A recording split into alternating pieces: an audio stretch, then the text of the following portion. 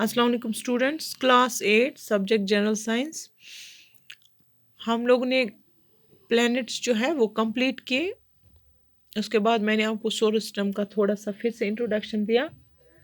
तो यहाँ पर हमें आज का टॉपिक जो है they are asteroids. What are asteroids? Asteroids हम किन को कहते हैं? एस्ट्रॉइड्स जो होते हैं वो स्मॉल पीसेस ऑफ रॉक्स होते हैं, ठीक है, और मेटल जो सन के इर्द गिर्द रिवॉल्व करते हैं। एक्चुअली ये जो रॉक और मेटल्स होते हैं ये रिवॉल्व करते हैं around the sun in the orbits of Mars and Jupiter. Mars और जुपिटर के बीच में जो जगह रहती है उनके ऑर्बिट्स में, वहाँ पर कुछ रॉक्स और मेटल जो होते हैं वो सन के इर्द गिर्द रेवोल्यूशन करते हैं। They are known as asteroids. So what are asteroids? Asteroids are small piece of rocks or metal which revolve around the sun in between the orbits of कौन कौन से प्लेनेट के ऑर्बिट्स के बीच में होते हैं? मार्स एंड जुपिटर, ठीक है। ये एस्ट्रॉइड्स की डेफिनेशन है। एस्ट्रॉइड्स जो होते हैं ये कॉमनली विजिबल नहीं होते हैं बाय अनएडेड आई। इनको हमें पावरफुल टेलीस्कोप से देखना पड़ता है। ये वैरी करते हैं साइज में, कुछ छोटे होते हैं, कुछ बड़ी रॉक्स होती हैं। सबसे बड़ा एस्ट्रॉइड जो है दैट इज सेरस, जो 633 किलोमीटर्स उसका डायमीटर है, ठीक है। ये एस्टिमेट किया जाता है कि मार्स और जुपिटर के बीच में लगभग 1 लाख एस्ट्रॉइड्स हैं। कितने? 1 लाख एस्ट्रॉइड्स। लेकिन हर एक एस्ट्रॉइड जो है वो अपने पाथ पर रिवॉल्व करता है सन के इर्द गिर्द, ठीक है। वो अपने पाथ पर रेवोल्यूशन करता है। दैट इज वाई कि वो एक दूसरे से नहीं टकराते, ठीक है। In fact, the orbits of asteroids are spread over a large distance, forming a band. ये एक बैंड जैसा बनाते हैं, एक दूसरे के साथ कोलाइड नहीं हो जाते हैं।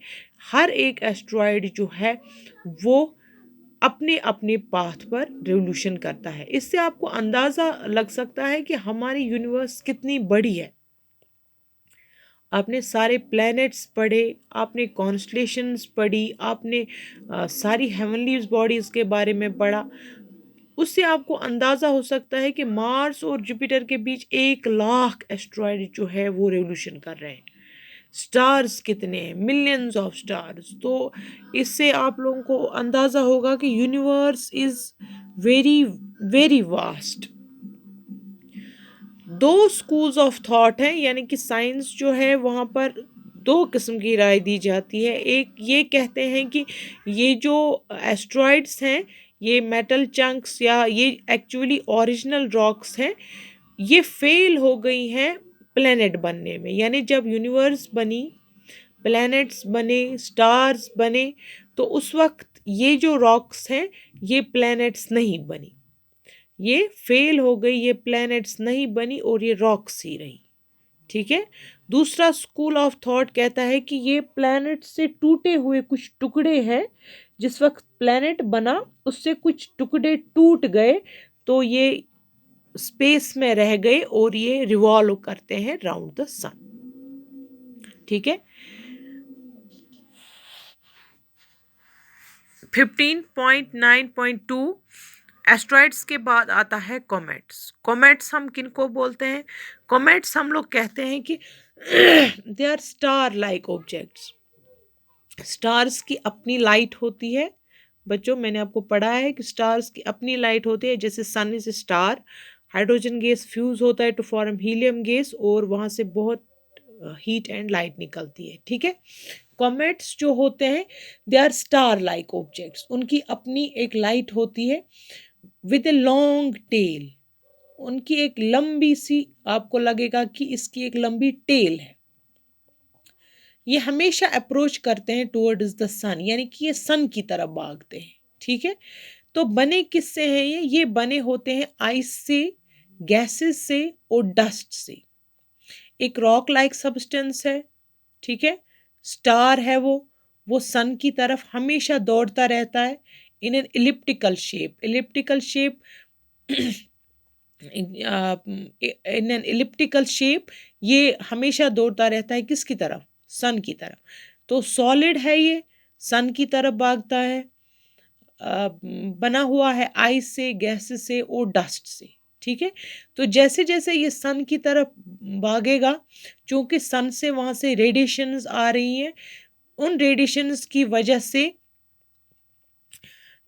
इसका एक टेल बन जाता है। क्या बन जाता है? टेल। यानी कि ये आहिस्ता आहिस्ता फेड होता जा रहा है, आहिस्ता आहिस्ता खत्म होता जा रहा है। जितना जितना ये सन के नज़दीक आएगा इन एन इलिप्टिकल शेप, सन की रेडिएशंस की वजह से इसका जो मास है वो कम होता जा रहा है, यानी कि वज़न जो है वो कम होता जाता है, ये ख़त्म होता जाता है Aahista Aahista, smaller and smaller and smaller, इतना छोटा पड़ जाता है कि फाइनली ये डिसअपियर हो जाता है। क्या हो जाता है? डिसअपियर हो जाता है। फिर से मैं रिपीट करती हूँ, कॉमेट्स जो होते हैं स्टार लाइक ऑब्जेक्ट्स होते हैं, ये बने होते हैं आइस से, गैसेस से और डस्ट से। ठीक है, तो ये हमेशा सन की तरफ भागते हैं इन एन इलिप्टिकल शेप, लेकिन सन की रेडिएशंस की वजह से इसका मास जो है, वज़न जो है वो ख़त्म होता जा रहा है। तो आहिस्ता आहिस्ता से ये फेंट होते जा रहे हैं, स्मॉलर स्मॉलर स्मॉलर, और फाइनली ये डिसअपियर हो जाते हैं। ये जो सन की रेडिएशन इन पर पड़ती है जिसकी वजह से इसका मास आहिस्ता आहिस्ता ख़त्म होता जाता है, तो ये पीछे इसको एक टेल जैसी बनाता है। क्या बनाता है? एक टेल जैसी बनाता है, वो हमें दिखती है।